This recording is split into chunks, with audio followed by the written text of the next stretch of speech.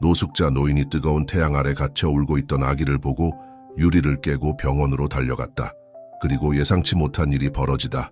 서울역 근처의 좁은 골목길은 여름의 열기로 가득 차 있었다. 아스팔트는 뜨겁게 달궈져 공기마저 흔들리는 듯했고 거리의 사람들은 모두 그늘을 찾아 발걸음을 재촉했다. 김철수 67세의 노인은 더위 속에서도 한 손엔 낡은 자루를 들고 재활용품을 모으며 하루를 보내고 있었다.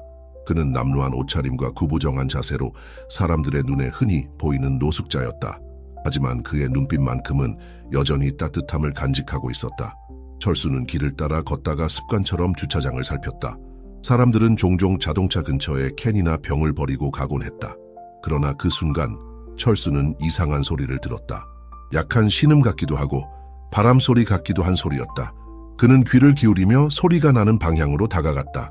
그의 눈앞에 멈춰선 것은 한 대의 검은 SUV였다. 차 안에는 어린아이가 있었다. 창문은 꽉 닫혀 있었고 내부는 찜질방처럼 뜨겁게 보였다. 아이는 축 처져 있었고 숨을 쉬는지조차 알 수 없을 만큼 움직임이 없었다. 철수는 당황하며 주변을 둘러봤다. 여기 애가 있어요. 도와주세요. 그가 외쳤지만 무더위 속의 주차장은 텅 비어 있었다. 철수는 다시 차를 살폈다. 문은 잠겨 있었고 아이의 얼굴은 창백했고 입술은 보랏빛이었다. 그는 고민할 여유가 없었다. 이대로 두면 아이가 죽을 거야. 철수는 주변을 살피다 커다란 돌을 발견했다. 손에 든 돌을 쥔 그는 잠시 망설였지만 곧 결심한 듯 차창을 향해 돌을 내리쳤다. 쾅! 유리가 깨지는 소리와 함께 뜨거운 공기가 차 밖으로 터져 나왔다. 철수는 서둘러 손을 뻗어 아이를 끌어냈다. 아이를 안은 철수는 그 즉시 병원을 향해 달리기 시작했다. 무거운 더위 속에서 그의 숨소리는 거칠어졌지만 그는 멈출 수 없었다. 살려야 해, 살려야 해. 그는 점점 무거워지는 아이를 꼭 끌어안은 채 멈추지 않고 뛰었다. 김철수는 아기를 품에 안고 병원을 향해 달리기 시작했다. 땡볕 아래서 그의 호흡은 거칠어졌고 온몸에서 땀이 쏟아졌다. 도로를 가로지르며 그는 지나가는 사람들에게 소리쳤다. 아이가 위험합니다. 길 좀 비켜주세요. 그러나 그의 초라한 모습과 불안한 외침에 사람들은 의심 어린 눈빛을 보냈다. 몇몇은 그를 피하며 수군댔다. 저 노숙자가 애를 훔쳤나 봐. 철수는 그런 시선을 신경 쓸 겨를이 없었다. 그는 자신이 구해야 할 것은 아기의 생명뿐이라는 생각으로 발걸음을 재촉했다. 드디어 근처 소형 클리닉이 보였다. 철수는 마지막 힘을 다해 문을 밀치고 들어갔다. 의사 선생님, 아이가 숨을 못 쉬어요. 그의 떨리는 목소리가 병원 안을 울렸다. 간호사는 처음엔 철수를 경계하는 듯했지만 그의 품에 축 처져 있는 아이를 보자마자 긴박하게 움직이기 시작했다. 아이를 여기 내려놓으세요. 철수는 간호사의 지시에 따라 아이를 진료대에 눕혔다. 의사가 급히 등장하며 상황을 파악했다. 아이의 피부는 창백했고 숨은 희미했다. 의사는 즉시 간호사에게 지시했다. 산소 마스크 가져와요. 빠르게 준비하세요. 철수는 진료실 한쪽에 주저앉아 간절히 두 손을 모았다. 제발, 제발 살려주세요. 그의 눈에는 이미 눈물이 고여 있었다. 밖에서 사람들이 몰려들기 시작했다. 클리닉 주변에 모인 행인들 사이에서는 다양한 이야기가 오갔다. 저 노숙자가 애를 데려왔다고? 어디서 훔친 거 아니야? 어떤 이들은 그를 비난했지만 몇몇은 의아해하며 물었다. 그런데 만약 정말 살리려던 거라면 저 사람이 아니었으면 아이가 죽었을 수도 있잖아. 철수는 주변의 웅성거림에 신경 쓰지 않았다. 그의 머릿속은 오직 아이의 생사가 달린 지금 이 순간에만 집중되어 있었다. 아이가 산소 마스크를 통해 천천히 숨을 내쉬는 소리가 들려오자 철수는 그제야 긴장을 조금 풀었다. 하지만 곧이어 또 다른 걱정이 몰려왔다. 부모는 어디 있는 거야? 경찰이라도 오겠지. 철수는 아직 끝나지 않은 싸움을 직감했다. 아이가 산소 마스크를 통해 천천히 숨을 되찾는 동안 철수는 클리닉 구석에서 초조하게 두 손을 모았다. 하지만 병원 안은 여전히 긴장감으로 가득했다. 그때 병원 문이 갑작스럽게 열리며 한 남자와 여자가 급히 들어왔다. 박현수와 최미영이었다. 두 사람은 숨을 몰아쉬며 주변을 살피다 진료실 안아이를 발견했다. 우리 아기. 미영은 외마디 비명을 지르며 진료실로 뛰어들었다. 그녀는 아이를 꼭 껴안으려 했지만 간호사가 막아서며 말했다. 아기는 지금 안정이 필요합니다. 너무 가까이 가지 마세요. 현수는 상황을 이해하지 못한 채 의사와 철수를 번갈아 보며 소리쳤다. 당신이 우리 아이를 데려간 겁니까? 철수는 억울한 듯 고개를 저으며 답했다. 아니요, 아이가 차 안에 혼자 있었어요. 숨을 못 쉬고 있었습니다. 하지만 현수는 그의 초라한 모습을 보고는 믿지 않는 표정으로 경찰에 전화를 걸었다. 몇 분 후 경찰 2명이 클리닉에 도착했다. 경찰은 철수를 보자마자 경계의 눈빛을 보냈다. 당신이 이 아이를 차에서 끌어낸 사람인가요? 그들의 목소리에는 이미 의심이 섞여 있었다. 철수는 차분히 설명했다. 차 안에서 아이가 혼자 있었어요. 창문이 닫힌 상태였고 상태가 심각해 보여서 구했습니다. 하지만 부모는 그의 말을 가로막으며 반박했다. 우리는 잠깐 기저귀를 사러 갔을 뿐이에요. 이 사람이 우리 차를 깨고 아이를 끌어갔습니다. 현수의 말은 주변 사람들 사이에서도 수군거림을 불러일으켰다. 경찰은 철수의 말을 듣기보다는 그의 초라한 옷차림과 남루한 외모를 보고 판단하기 시작했다. 한 경찰은 차갑게 말했다. 일단 당신은 의심스러운 상황입니다. 우리와 함께 가시죠. 철수는 갑자기 손목에 차가운 수갑이 채워지는 느낌에 몸이 굳었다. 그는 떨리는 목소리로 말했다. 내가 그 아이를 살리지 않았다면 지금쯤 죽었을 겁니다. 그러나 경찰은 그의 말을 듣지 않았다. 진료실 안은 점점 더 혼란스러워졌다. 철수가 경찰에 의해 수갑이 채워지자 클리닉 안의 분위기는 한층 더 무거워졌다. 주변에 있던 사람들은 웅성거리며 상황을 지켜봤다. 어떤 이들은 철수의 말을 믿으려 했지만 그의 초라한 외모가 그들의 믿음을 흔들었다. 저 사람이 정말 애를 구한 걸까? 아니면 뭔가 속셈이 있었던 걸까?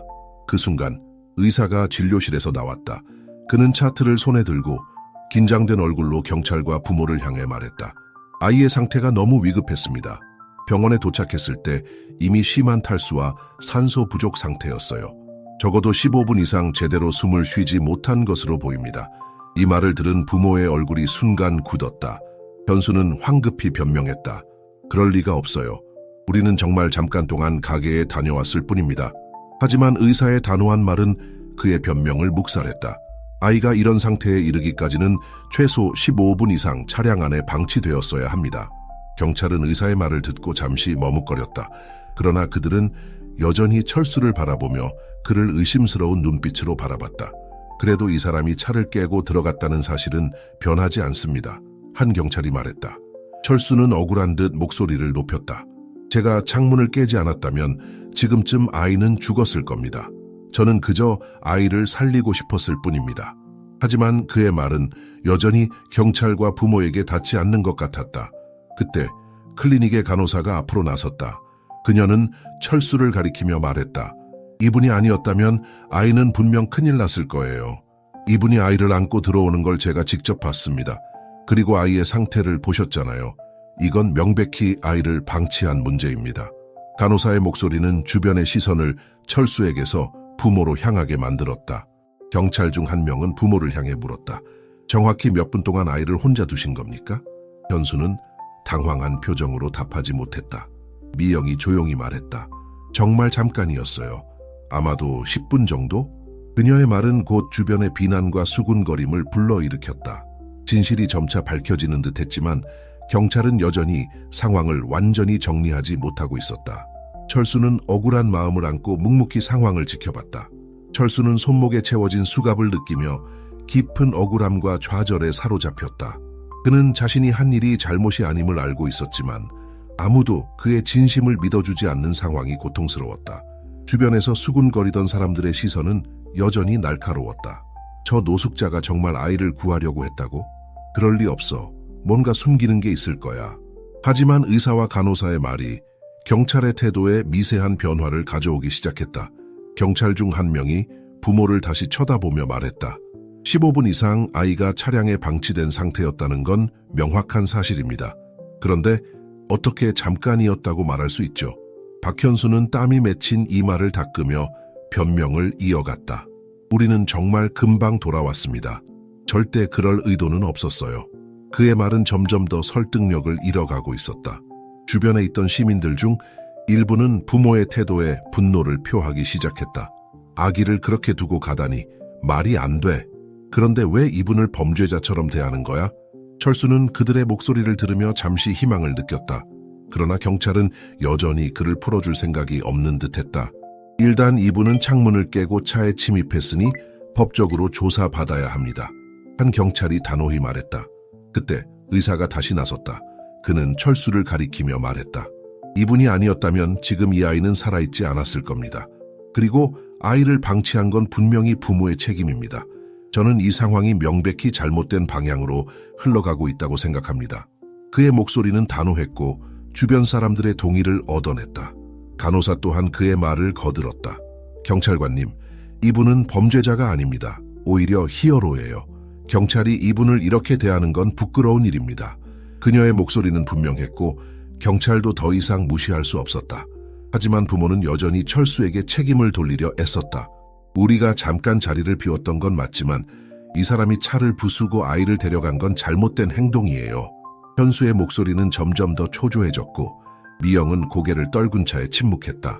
상황은 점점 더 혼란스러워졌고 진실은 명확해졌지만 철수는 여전히 무거운 시선 속에 갇혀 있었다.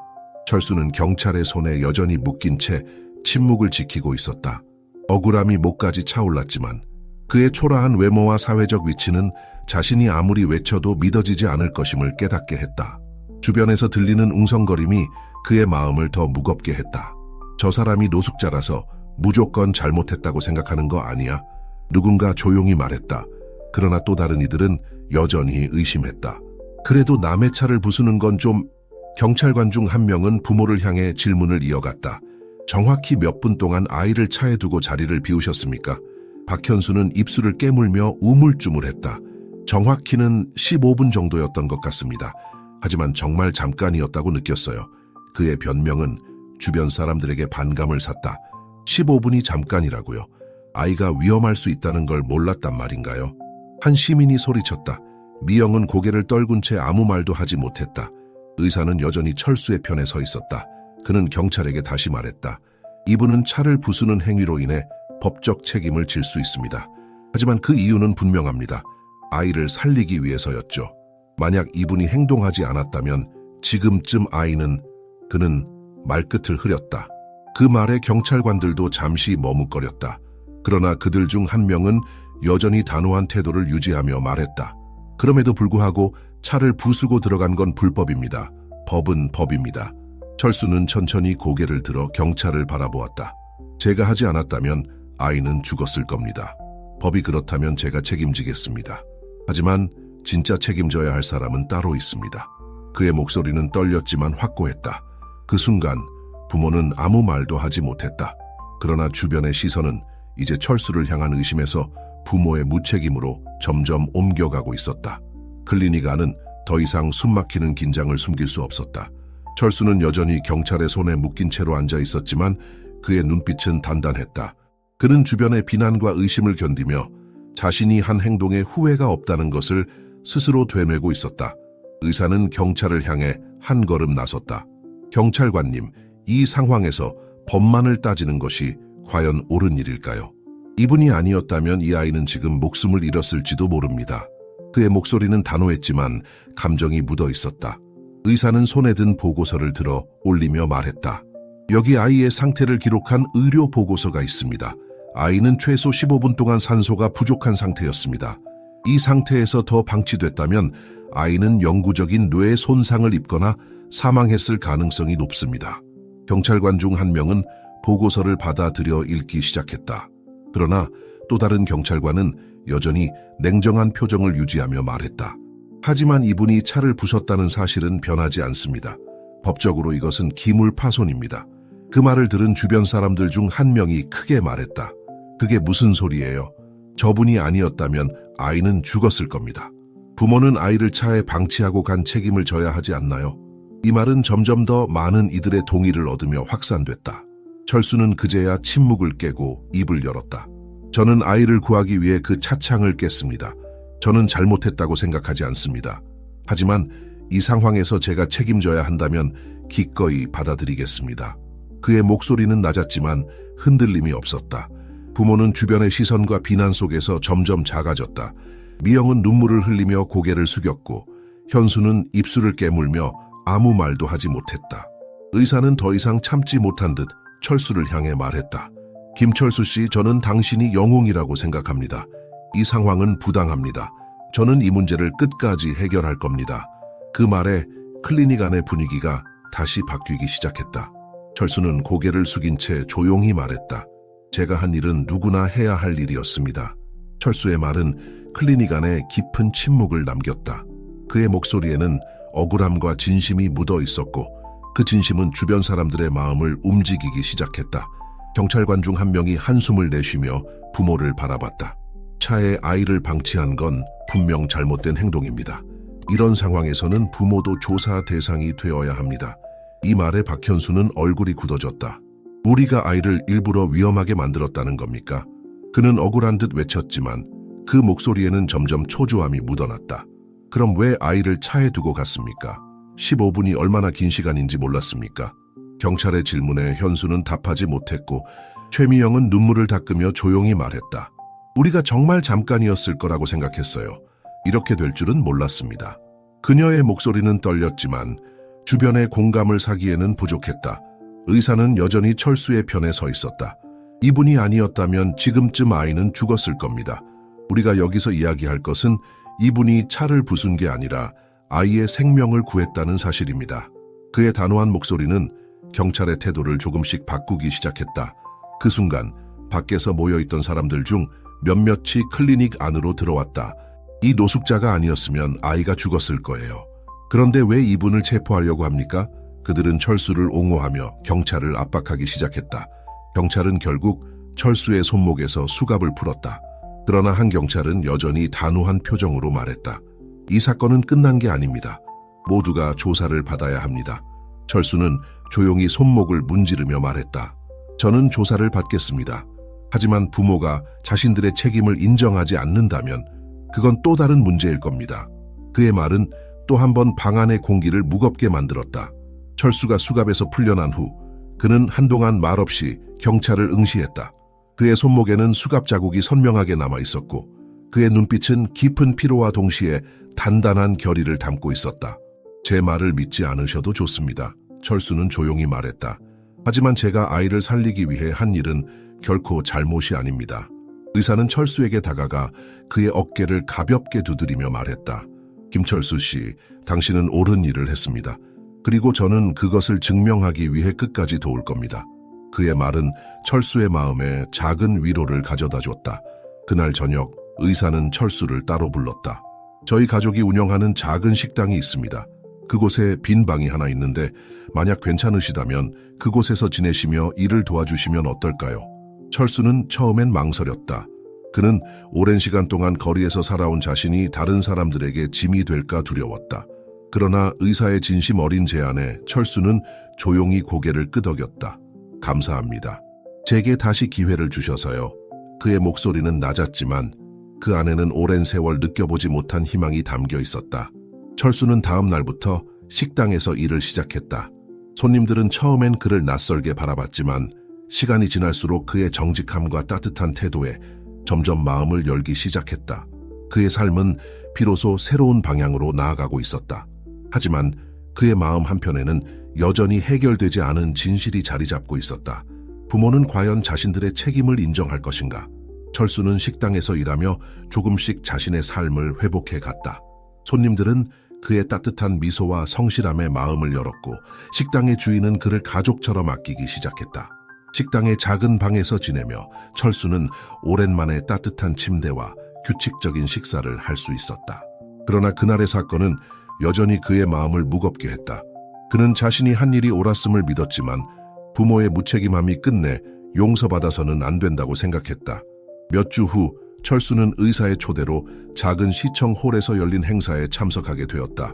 그날의 사건이 시청에 알려졌고 시장은 철수의 용기와 희생 정신을 인정해 표창장을 수여하기로 했다. 행사에서 시장은 철수에게 손을 내밀며 말했다. 김철수님, 당신 같은 분이야말로 이 도시가 자랑해야 할 진정한 영웅입니다. 철수는 머뭇거리며 손을 내밀었다. 제가 한 일은 누구라도 했을 일입니다. 하지만 이런 인정에 감사드립니다. 그의 목소리는 조용했지만 진심이 담겨 있었다. 행사 이후 부모는 결국 경찰 조사를 받게 되었고 아이를 위험에 빠뜨린 책임으로 공식적인 경고를 받았다. 그들은 철수에게 사과했지만 철수는 짧게 대답했다. 사과는 아이에게 하세요. 저는 괜찮습니다. 철수는 이제 더 이상 과거에 매이지 않았다. 식당의 작은 방에서 그는 따뜻한 차 한 잔을 마시며 창밖의 하늘을 바라봤다. 그의 삶은 여전히 소박했지만 그는 스스로의 존엄을 되찾고 있었다. 그날 그는 속삭였다. 이제는 내가 다시 시작할 시간이다. 오늘 이야기에서 철수의 용기 있는 행동이 여러분의 마음을 울렸다면 댓글로 여러분이 계신 도시 이름을 남겨주세요. 저희 지혜의 말씀 채널은 항상 여러분의 댓글을 읽으며 구독자분들이 어디에서 함께하고 계신지 알고 싶습니다. 함께해 주셔서 감사합니다.